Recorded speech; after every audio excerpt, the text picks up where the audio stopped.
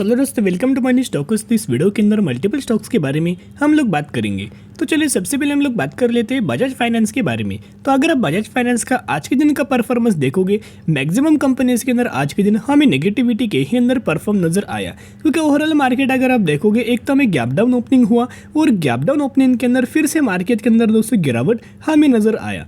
तो इसी की वजह से मैक्सिमम कंपनीज के अंदर, मैक्सिमम सेक्टर्स के अंदर नेगेटिविटी के अंदर आज के दिन हमें क्लोजिंग हुआ है। लेकिन क्या बहुत बड़ा नेगेटिविटी नहीं, यहाँ अगर आप देखोगे 0.44% की नेगेटिविटी नजर आई है। कोई बहुत बड़ा गिरावट हमें कोई भी कंपनी के अंदर दोस्तों नजर नहीं आया। जो कंपनी फंडामेंटली स्ट्रांग है, जिस कंपनी के बिजनेस फ्यूचर के लिए है, उन कंपनीज के अंदर तो कोई ज्यादा गिरावट नजर नहीं आया। अगर आप बजाज फाइनेंस का पिछले एक महीने का परफॉर्मेंस देखोगे, पिछले एक महीने में बजाज फाइनेंस ने 12% की रैली, 12% की तेजी नजर आ चुकी है। तो यही होता है, अगर आप अच्छी कंपनीज के अंदर गिरावट के अंदर निवेश करेंगे तो इसी तरह से आपको रिवॉर्ड्स शॉर्ट टर्म बेसिस के पर नजर आएंगे। लेकिन यही अगर आप लंबे समय के लिए होल्ड करेंगे तो 1100% भी हो सकता है, 1000% का भी रिटर्न आपको मिल सकता है और 20,000% का भी आपको रिटर्न आने वाले समय के अंदर मिल सकता है। और बजाज फाइनेंस के अंदर तो उतना तो ज़्यादा में पोटेंशियल नजर तो आ रहा है। चलिए पहले हम बात करेंगे कंपनी के अपडेट्स के बारे में। बिजनेस तो कंपनी का आपको पता ही होगा, फाइनेंस सेगमेंट से कंपनी बिलोंग करती है और एक मार्केट लीडर ये कंपनी है। तो देखिएगा आज के दिन दोस्तों अपडेट्स आए हैं, ये अपडेट्स भी बहुत ज़्यादा हमें पॉजिटिव दोस्तों निकल के आ चुका है।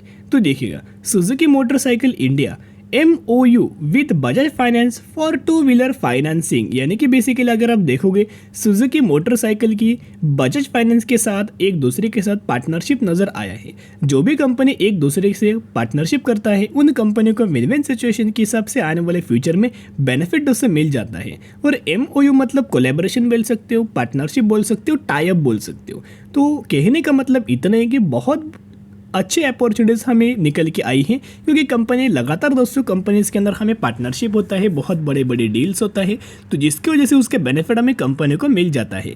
और रिसेंटली मैंने आपके साथ अपडेट शेयर किया था, जो कंपनी FD का जो रेट से, FD का जो इंटरेस्ट का जो रेट है ईयरली कंपनी लगातार इंक्रीज कर रहा है।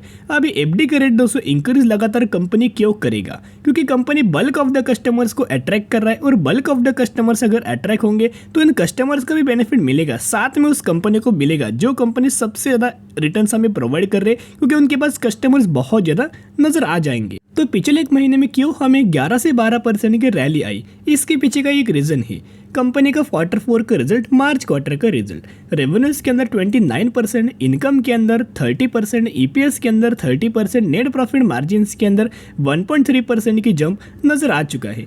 जितना भी कंपनी ने परफॉर्म किया है बहुत ही शानदार तरीके से परफॉर्म कर चुका है। और हमेशा याद रखना, जो भी मार्केट के अंदर आपको गिरावट नजर आए, अच्छी कंपनी भी बिगड़ेगी, और अच्छी कंपनी अगर दोस्तों गिरे तो उस कंपनी को अपने पोर्टफोलियो के अंदर ऐड कर सकते हो। क्योंकि दोस्तों अगर आप ऐड नहीं करेंगे तो म्यूचुअल फंड्स उन पोर्टफोलियो के अंदर जरूर इन अच्छी कंपनीज को ऐड करेंगे। देखिएगा अभी दोस्तों म्यूचुअल फंड्स का अगर आप अप्रैल 2023 का डेटा देखोगे, जब से हमें मार्केट के अंदर गिरावट हुआ है, अच्छी कंपनीज के अंदर FIs, DIs, mutual funds, LIC huge amount of buying हमें कर रहे हैं। लेकिन सिर्फ और सिर्फ रिटेल इन्वेस्टर देखते ही रह जाएंगे और कंपनी पूरी रिकवर हो जाएगी। देखिएगा 97 म्यूचुअल फंड्स की बाइंग एंड 55 म्यूचुअल फंड्स की सेलिंग नजर आ चुकी है। मैक्सिमम के अंदर अगर आप देखोगे म्यूचुअल फंड्स की खरीदारी ही हमें बजाज फाइनेंस के अंदर नजर आ रही है। तो बजाज फाइनेंस के अंदर अगर आप देखोगे बहुत ज्यादा कंपनी के अंदर पोटेंशियल है, क्योंकि जब से कंपनी आई है 20 से 22 साल कंपनी को हो चुका है। जब से मार्केट के अंदर आई है तब से शेयर होल्डर्स को 1,21,000% का रिटर्न शेयर होल्डर्स को बना के दे चुका है।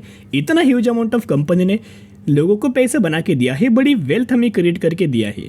तो अच्छी कंपनी के अंदर रहोगे, लॉन्ग टर्म बेसिस की पर रहोगे, लंबे समय के लिए अगर आप होल्ड करेंगे तो वही कंपनी आपको बड़ी वेल्थ हमें आने वाले फ्यूचर में क्रिएट करके दे देगी। और बजाज फाइनेंस ने वो वेल्थ हमें क्रिएट करके दे चुकी है। अभी इसका मतलब ये नहीं कि अभी कंपनी ने बड़ी वेल्थ क्रिएट करके दिया हुआ है, आने वाले फ्यूचर में बड़ी वेल्थ और हमें क्रिएट नहीं होने वाली। और कंपनी दोस्तों आने वाले फ्यूचर में ग्रो होती रहेगी, कंपनी का बिजनेस बढ़ता रहेगा, कंपनी के पैरामीटर्स बढ़ते रहेंगे, और साथ में कंपनी का शेयर प्राइस भी हमें बढ़ता रहेगा। करंटली 7,000 रुपीज के ऊपर ट्रेड कर रहा है, आने वाले फ्यूचर में 17,000 के आसपास ट्रेड कर सकता है, उसके आने वाले फ्यूचर में 1 लाख के आसपास भी हमें कंपनी क्रॉस कर सकते हैं, क्योंकि पोटेंशियल कंपनी के अंदर बहुत है। सिर्फ कंपनी का बिजनेस बढ़ेगा तो हर एक चीज़ों के अंदर कंपनी की ग्रोथ नजर आ जाएगी। तो जितना गिरे उतना buy on dip strategy apply करके बजाज फाइनेंस जैसे फंडामेंटली स्ट्रॉन्ग कंपनी को लंबे समय के लिए होल्ड कर। तो चलो दोस्तों अभी हम बात करेंगे टाटा मोटर्स के बारे में।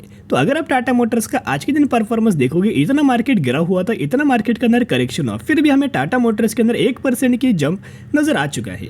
और अगर अपने कंपनीज का मैक्सिमम कंपनीज का परफॉर्मेंस देखा होगा, फर्स्ट हाफ के अंदर करेक्शन है लेकिन सेकंड हाफ के अंदर स्लाइटली रिकवर नजर आई, क्योंकि मार्केट का भी इस तरीके से मूवमेंट हमें आज के दिन नजर आया था।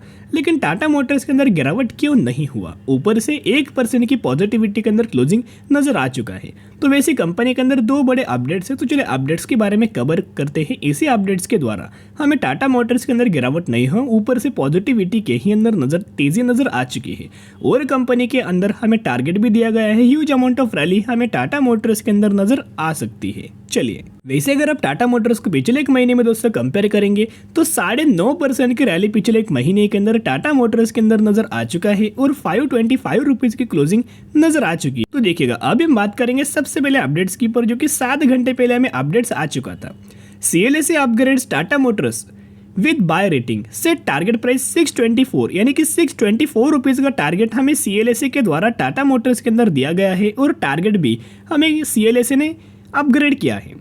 तो जब भी कोई भी brokerage firm, analyst, fund houses target दोस्तों अपग्रेड करता है, बाइंग रेटिंग देता है प्लस टारगेट प्रोवाइड करता है, मैक्सिमम चांसेस ये होता है कि अच्छी कंपनीज, फंडामेंटल स्ट्रॉन्ग कंपनीज ये टारगेट जल्दी दोस्तों अचीवमेंट करते हैं और जल्दी हमें ये अचीवमेंट टारगेट्स हो जाता है।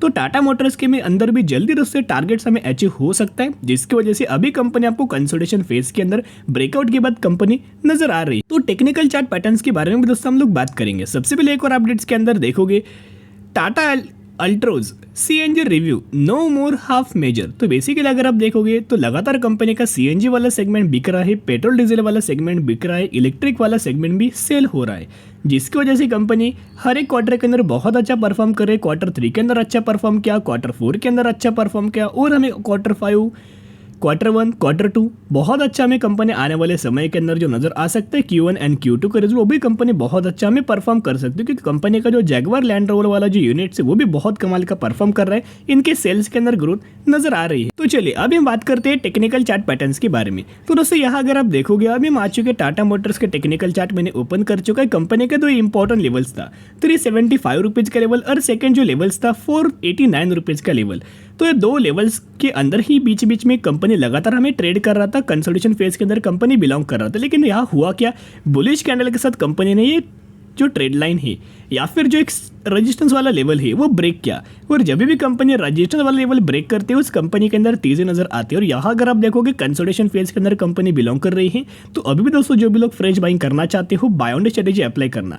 कंपनी का जो टारगेट है, सबसे पहला टारगेट आपको 600 रुपीज का नजर आ सकता है, और ब्रोकरेज फर्म के द्वारा जो टारगेट दिया है 620 से 630 रुपए के आसपास भी कंपनी जा सकती है शॉर्ट टर्म में। लंबे समय के लिए बहुत बड़ा टारगेट है, तो अभी भी कंपनी के अंदर बढ़िया मौका है buy on dip strategy apply करके लंबे समय के लिए होल्ड करना, क्योंकि आने वाले फ्यूचर का बिजनेस कंपनी इलेक्ट्रिक व्हीकल के ही होने वाला है और टाटा मोटर्स इलेक्ट्रिक व्हीकल के ही अंदर हमें बिजनेस कर रहा है। तो जरूर buy on dip strategy apply करके लंबे समय के लिए होल्ड करना। चलिए अभी हम बात करेंगे हार्डवेयर इंडिया लिमिटेड के बारे में। यही वो कंपनी है जिसके अंदर हमें 1:3 रेशियो के अंदर बोनस का और 1:10 रेशियो के अंदर स्प्लिट का आपको बेनिफिट मिलने वाला है। बोनस का अगर आप कैलकुलेट करेंगे तो 3 के बदले 1 शेयर आपको मिलेगा, और अगर आप स्प्लिट का दोस्तों कैलकुलेट करेंगे तो 1 के बदले आपको 10 शेयर मिलने वाला है। तो इसी रेशियो के अंदर कंपनी के अंदर बोनस के साथ साथ स्प्लिट का आपको बेनिफिट मिलने वाला है। हार्डवेयर के अंदर आज के दिन 5% की रैली आया, जो कंपनी का रिकॉर्ड डेट है वो ऑलमोस्ट 5 जून है। तो अगर आप इस कंपनी के अंदर 3 जून या फिर इससे पहले बाइंग करेंगे तो ही आप एलिजिबल होंगे, और तो ही आपको बोनस के साथ साथ स्प्लिट का बेनिफिट मिलेगा। सिर्फ निवेश करने से पहले कंपनी के बारे में स्टडी करना और एनालिसिस करना। चलिए आप आज के लिए इतने, अगर आपको वीडियो पसंद है जरूर वीडियो को लाइक और चैनल को सब्सक्राइब कर सकते हो। फिर मिलेंगे, बाय।